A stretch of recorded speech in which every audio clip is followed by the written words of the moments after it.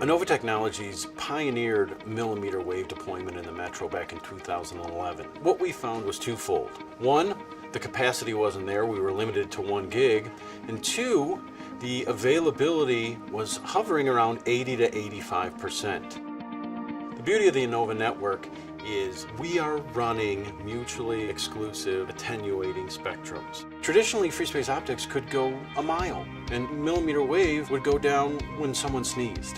By combining these into a dual spectrum system, we have a platform that stayed up and available in all weather conditions.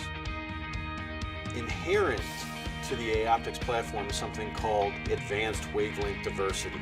And what that gives us is 99.9% availability in all weather conditions. We know we have this type of availability because we're tracking it. What we've done is we have installed an airport-grade weather station on top of our roof. And that sits directly next to a test link. This is what we SLA off of. The other aspect of availability is tower twist and sway. It is what it sounds like. High winds will buffet a tower up to 3 degrees. We've been able to compensate for this by adding a component called active beam steering. In real time, the dishes auto-rotate in a 360-degree fashion to keep the far end and the near end constantly aligned. Here's a ULL 3000 unit set up on a motion table. We're going to start out with some low-frequency movement, like wind gusting or snow and sun buildup. You will see a constant 2 gig per second data rate, error-free. Next, we move to high frequency. This would be wind buffeting or perhaps work getting done on the tower. Yet you have the same results, which is 2 gigabit per second of constant data rate coupled with an error-free transmission. So it's not just about equipment. You can have the best equipment, but if you're not deployed on the shortest path, you're not going to have the lowest latency. Our equipment actually can be deployed as close to the Great Circle because we can put it on non-traditional structures. We've registered well over 5,000 links with the FCC to be able to identify all of these paths.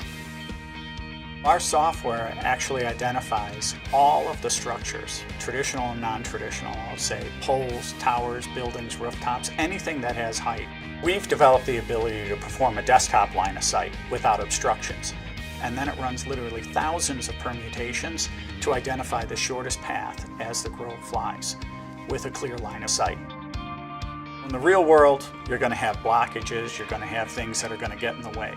An example of this is we were shooting from a tower to a rooftop. So our software was running its routine on a path. It identified that it was passing a dock, and in that shipping yard there were cranes. What it ended up doing was it just clipped the edge of it so it would avoid the cranes and not be blocked. The next thing it identified was a truncheon of a bridge was in the way, so it literally just moved a little bit to avoid the blocking of the truncheon of the bridge.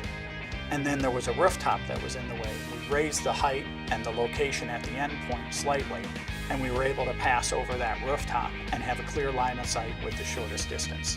With this software we developed, we're way ahead of the curve of anyone else. We have 2 years of experience and knowledge in deploying it, and we've been 100% successful so far.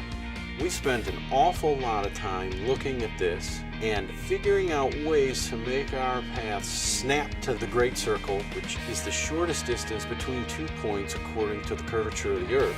That's the most important design criteria.